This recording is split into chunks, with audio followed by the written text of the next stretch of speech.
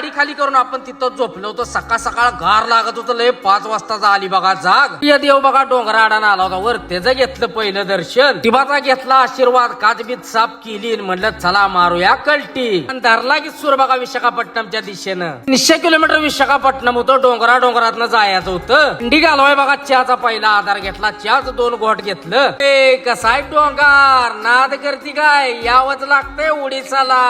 वाजले बघा आपण पोचलो रायगडा सिटीत. तर उत्तराखंड का नाही देवळे नाद खोळायती बघा. सगळी देवळ आहेत. त्याला भुका लागले तर मग नाश्ता कराय थांबलो बघा. बाजू लावला बघा दणका. का सकाळ पोटात आधार आला की 1 नंबर वाटते बघा. ना आता 16 ते 17 किलोमीटर राहिली होती बघा आपली आंध्राची बॉर्डर. मग काय लावलं होतं रिपीट रेल्वे पूल पास करीत सगळी. तर 2 व्हीलर वाल्याला दिला बघा स्विफ्ट वाल्यानं धपका. रायगडा सिटीत बघा नो एंट्री असते मोठ्या गाड्याला. त्यामुळे सगळी मोठ्या गाड्याची लाईनच्या लाईन लांबडी लागली होती. काय नाद खोळा असं सीन बघत पोचला गाडी बघा आंध्र प्रदेश मध्ये. घर काय भेटली नाही ती पण रेल्वेच्या पटऱ्या राव निघाल्यापासून शेवटपर्यंत सगळ्या 30-35 रेल पटऱ्या पास केल्या.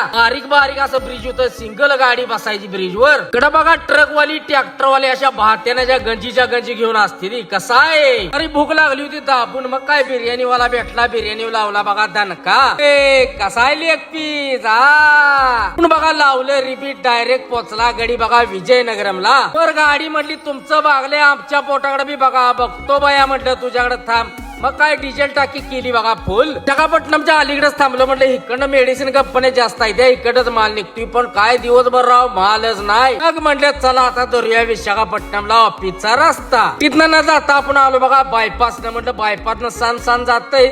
जेवायचं झोपायचं. मग काय चहा मारला बघा तिथं. चला बघा खावण्या अन्नपूर्णा ट्रान्सपोर्ट विशाखापट्टणमला. आईला दुनियाच्या गाड्या होत्या. म्हटलं आपला नंबर लागतोय का नाही. घोळ जाय सगळा. तर चला भावांनो भेटतो आता उद्याच्या ब्लॉग मध्ये. जय महाराष्ट्र.